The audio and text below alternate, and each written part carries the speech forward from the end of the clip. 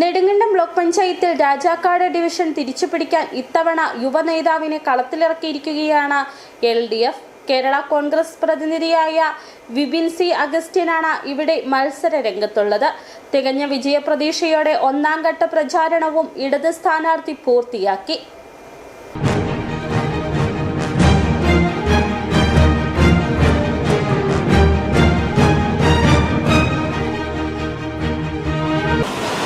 അപ്പം തെരഞ്ഞെടുപ്പ് രംഗം ചൂടുപിടിച്ചിരിക്കുകയാണ്. സ്ഥാനാർത്ഥികളെല്ലാം തന്നെ അതിവേഗം ഓടിക്കൊണ്ടിരിക്കുകയാണ്. വളരെ വേഗത്തിൽ വോട്ടർമാരെയൊക്കെ കണ്ട് നേരിട്ട് സംസാരിച്ച് വോട്ടഭ്യർത്ഥിച്ച് പോവുകയാണ്. നമ്മുടെ ഒപ്പം ഉള്ളത് നെടുങ്കണ്ടം ബ്ലോക്ക് പഞ്ചായത്തിലെ രാജാക്കാട് ഡിവിഷനിൽ നിന്ന് മത്സരിക്കുന്ന LDFന്റെ സ്ഥാനാർത്ഥി വിപിൻ സി അഗസ്റ്റിൻ അല്ലേ? Vipin C Augustine. ഈ തെരഞ്ഞെടുപ്പ് എങ്ങനെയുണ്ട്? ആദ്യമാണ്, കന്യാംഗമാണ്. അതെ, തീർച്ചയായിട്ടും ആദ്യമായിട്ടാണ് ഒരു ഇലക്ഷൻ രംഗത്തേക്ക് വരുന്നത്. സംഘടനാ പ്രവർത്തനത്തിൽ നമ്മൾ വർഷങ്ങളായിട്ട് ഈ രാഷ്ട്രീയ രംഗത്തുണ്ടെങ്കിലും തെരഞ്ഞെടുപ്പിന് ആദ്യമായിട്ടാണ് നമ്മൾ അഭിമുഖീകരിക്കുന്നത്. ചേട്ടാ, എനിക്കൊരു ചായ തന്നേരെ, കട്ടൻ. അപ്പോൾ ഈ എങ്ങനെയുണ്ട് ഫീൽഡിലിറങ്ങിയിട്ട്? രാജാക്കാട് ഗ്രാമപഞ്ചായത്തിൻ്റെ 10 വാർഡുകളാണ് നമ്മുടെ ഒന്നാം ബ്ലോക്ക് ഡിവിഷൻ രാജാക്കാടിൽ വരുന്നത്. ഏകദേശം 9600 വോട്ടർമാരെയാണ് നമ്മുടെ ഈ മേഖലയിലുള്ളത്. അത്രയും വോട്ടർമാരെ കാണുക എന്നുള്ള ഒരു ആദ്യഘട്ട പ്രചരണത്തിൽ എല്ലാ മേഖലയിലും ഒരു ഘട്ടം ഓടിയെത്തുവാൻ ശ്രമിക്കുന്നുണ്ട്. എങ്കിലും മുഴുവൻ വോട്ടർമാരെയും കണ്ട് വോട്ട് അഭ്യർത്ഥിക്കണമെന്നുള്ളതാണ് ഒരു കന്നി മത്സരരംഗത്തേക്ക് നിൽക്കുന്ന സമയത്ത് എനിക്ക് തോന്നുന്നത്. അതിനുവേണ്ടിയുള്ള എല്ലാ ശ്രമങ്ങളും മുന്നണിയുടെ ഭാഗത്തു നിന്ന് ഒരുക്കി തരുന്നുണ്ട്. അതോടൊപ്പം നമ്മുടെ ഈ 14 വാർഡിലും മത്സരിക്കുന്ന സ്ഥാനാർത്ഥികൾ, ഇടതുപക്ഷത്തിൻ്റെ സ്ഥാനാർത്ഥികൾ എന്നോടൊപ്പം ഒരുപോലെ പ്രവർത്തിക്കുന്നു. അതിൽ വലിയ സന്തോഷമുണ്ട്. പരമാവധി വോട്ടർമാരെ കണ്ട് നമ്മൾ വോട്ടഭ്യർത്ഥിച്ച് മുന്നോട്ട് പോവുകയാണ്.